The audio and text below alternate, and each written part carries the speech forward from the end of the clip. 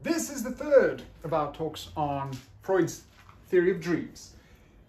In thinking about Freud's theory of dreams, we want to understand the primary process elements, the operations of the unconscious, that will help us understand this odd phrase of Lacan's, the unconscious is structured like a language, by which he means that there are regular operations, rational in many ways, symbolic operations, linguistic operations that occur in dreams. We have so far emphasized the importance of wishes, disguised wishes, the need, therefore, for disguised mechanisms in dreams. We've also emphasized the distinction between latent and manifest content, and we're going to build on that today, and we're going to build on it in an example. Bring, bring. Oh, hello, hello? Hello, I need to do you need to do me a favor. Sorry, what? Yes, I pay you $2 million, but you need to do me a favor. Okay, sorry. Yes. Anyways, I won't enact the whole funny conversation, but what your task is, you get this funny phone call, there's some voice here, let's say the voice of your unconscious or something, not really, but whatever, and this is your task. I will give you $3 million if you can do the following. I read this great book. It's called 50 Shades of something. 50 Shades. And it's a little bit steamy. The content's a little bit, provocative, a little bit sexual. But I love this book and I want you to make a movie out of that for me. Yes, I hear you. You're objecting. Maybe you've heard that there already is a movie of this book. Whatever. I want something different. I want a family, palatable, not age-restricted version of that book. I want you to write the film script for me. Okay? $3 million if you do that? Good. Why do I give you this task? I give you this task because your homework exercise was to look back at a dream, to look back at the contents of the dream and try to say, well, according to Freudian theory, this is the manifest content, but there's something that underlies that. There's a latent content, and that's the material, that's, as it were, the good stuff. That's what I'm trying to get to. My guess is that in doing that, maybe you had a few associations, maybe you even used a kind of free association, which would be a good way of doing it for Freud, but maybe you didn't necessarily get all that far. The example, the challenge that I'm giving you now, is one which would try to emphasize the task at hand. What do I mean by that? If you really were going to take that book, 50 Shades of Grey, and turn it into a film script, you would need to do a whole bunch of things to it. And remember, it's a film script that's got to be an all-ages movie. We could make it even more challenging and say it's got to be an all-ages movie to be played in a 1930s Hollywood cinema. In other words, you can't even show elaborate kissing or anything. So the task would then be to take one script, shall we call it, one book, one text, and transform it into another. You could probably see where I'm going with this. I'm using this as an illustrative device to help us appreciate the challenges and the nature of the transformation that needs to happen to latent content. In my example, that would be the actual 50 Shades of Grey and all the desires and bad stuff that are in it, and all the different disguises and operations and treatments that you would need to do to it, the edits, the substitutions, the symbolizations that you would need to do if you were going to make that content into a dream. The first one, we could argue, we could say, is simply one of content. You need to squeeze it down. You need to compress it. You need to condense what may be a 350-page novel or something and make it into a film script. So maybe we're talking here about the difference between 300,000 words and 20,000 words, right? You would have to compress it. You would have to select some bits rather than others. Now, when we come back to some of these key theoretical concepts, they'll start to make a little bit more sense. For Freud, one of the key elements, one of the universal features of all dreams, and whether you believe Freud's other notions, or whether you believe is not really the issue, whether you think Freud's other aspects of his dream theory are viable or not, this is a really interesting one, and it seems to me difficult to refute. For Freud, all dreams have this feature. That feature is that they compress content into a dream. They involve condensation. And what he means by that is that when one has a dream, there's been an awful lot of material you've experienced in the last 24 hours before you last slept. Last 24 hours of waking life. Sorry, you don't sleep, well, I don't know, 12 hours of waking life. There's been a whole lot of stuff, there's a whole lot of thoughts in your head. All of those things are going to percolate, they're going to move around, and you're going to have a dream which will be somehow anchored to them, but also anchored in wants and wishes. The dream, and we know this from REM sleep experiments, is only a few seconds long, although it may feel longer.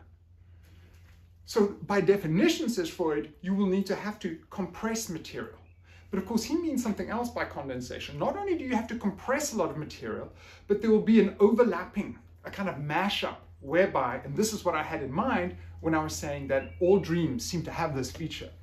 In the course of a dream, think about the dream that I asked you to record, that I asked you to write down. You may have the experience, and typically people do have this experience, that the dream starts out in the college classroom where I was last semester. But somehow that room is also a schoolroom. And it's also a place where I was last summer. In other words, one place or one person or one thing stands for more than just that one place. Sometimes it happens with people in a dream. Like, I'm pretty sure in the dream, this person was my friend Liz, but by the end of the dream, it was also clear that she was Julia or someone. That compression, that condensation, that juxtaposition, that overlapping, I'm giving lots of different synonyms here just so we can try and think about the concept. That, for Freud, is a feature of all dreams. He would say that it's a structural necessity just because there's so much psychical content that is feeding a dream, that some has to be selected, that there's a kind of condensation and overlapping and pushing all together. It's a kind of structural necessity because of the amount of psychological content that feeds the dream. But for him, it's also a useful disguise mechanism. We'll come back to why it's a disguise mechanism. But I just want to give you, first off, a sense of condensation.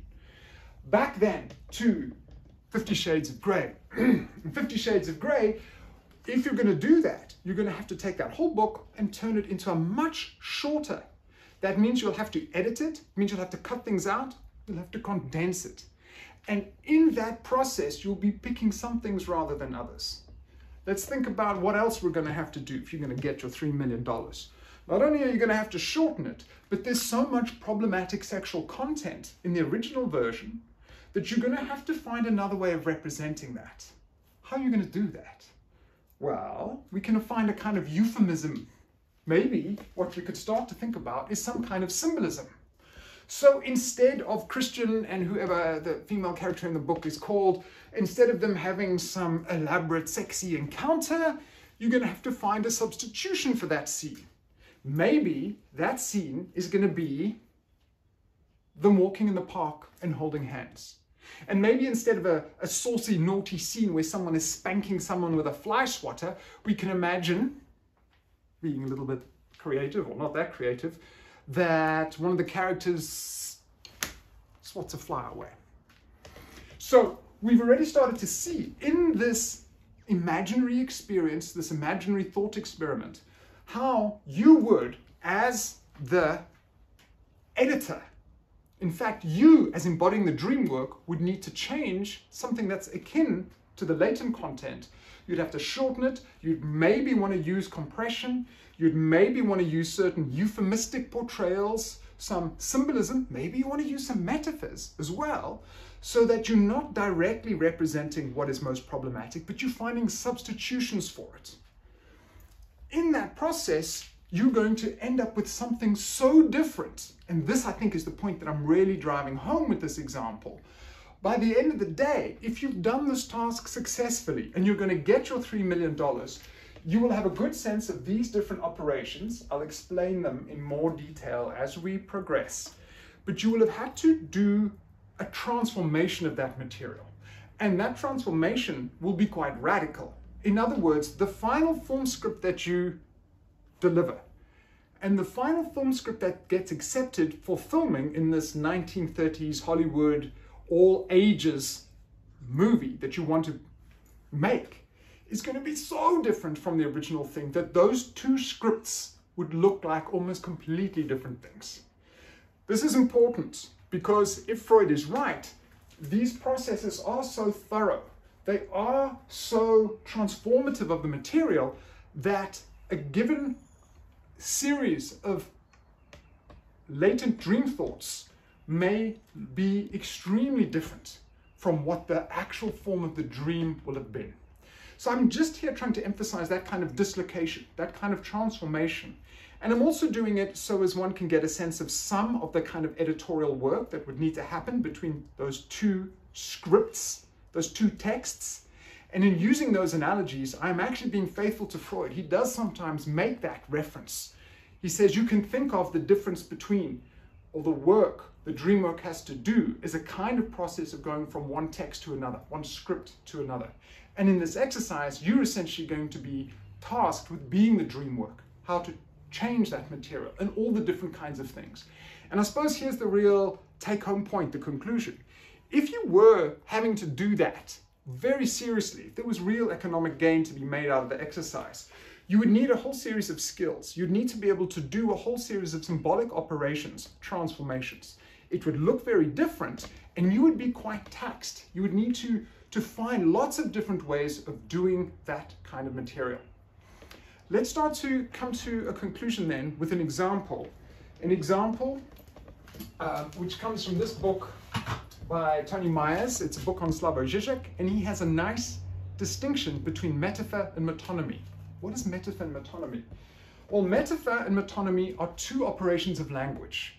Many of us will be already familiar with metaphor. Metaphor is, late in the evening, I opened the door and stepped out into the inky well. You know, inky well here being a metaphor for the night or something like that. Okay, so we know what a metaphor is. Metonymy seems to be less than clear-cut. Metonymy is a type of substitution in language typically understood as where one part of a thing stands for that thing itself. So the kind of textbook examples people often give are like, the White House announced today. And of course, it's not really the White House announcing, it's a certain American governmental administration announcing. But the White House, as part of that, comes to stand for that thing. So we're looking at two symbolic operations. But back to the Myers example in his book. He gives a nice example which links very well to the filmic task that I set you at the beginning of this mini lecture. He says, okay, if you're a filmmaker and you need to show the audience that there's a couple who's met and they've consummated their relationship, they've had sexual interaction, but you're not able to actually show that, okay? Again, we're in 1930s Hollywood. How could you do it? And he gives us two examples. One example sounds a lot more like a metaphor, and the other example sounds a lot more like metonymy. So I'm just trying to give you a distinction between these two symbolic operations. And the reason I'm doing that is because both of those would be useful in your task of how to convert 50 Shades of Grey from a book into a screenplay. In other words, both of them would be useful if you are the dream work and you're trying to find a disguised way of depicting a repressed idea. So in the first, he says, we can imagine that a couple meets, they have a lovely evening, they go up to a hotel room and they're about to kiss. You're not supposed to show anything too explicit. So they reach in, just before they kiss, the camera is looking at them, it moves to one side, happens to be raining outside, and you'd see two raindrops. Ding, the two raindrops come together as one, fade out. So if you're kind of a reasonably adult, informed audience, you get that's a metaphor. There's a reference to something that is of a completely different sphere of meaning, okay? A reference to another paradigm of understanding. Two raindrops that come together as one. And you get it. That's a metaphor. A metaphor is a kind of substitution whereby you make reference to something from a different level, a completely different frame of reference in order to convey some poetic meaning, okay? It's not literal, it's metaphoric. That's the one. One example of substitution, a symbolic operation whereby we use a kind of disguise mechanism. The second one would be metonymy. What is metonymy? Well, metonymy is, as I've said, often understood as a part to a whole substitution. But you can also say that metonymy is a kind of substitution that involves a relationship of contiguity, of something that's close to it. That sounds a little abstract, so here's the example. The couple comes up to the hotel room. They lean in, let's say they have the kiss, the camera dissolves. Okay, you don't see anything. Then it's a new scene. You see the sun is up in the sky, the camera pulls back. You're inside a hotel room, you look on the floor, there's a shoe, there's a sock, there's a stocking, there's, I don't know, whatever, a tray. In other words, you're also using a kind of substitution. You're not showing the actual act of sex. You're not even showing too much intimacy, but you are showing something that's closely related to it, that has that relationship of contiguity, that has that relationship of closeness.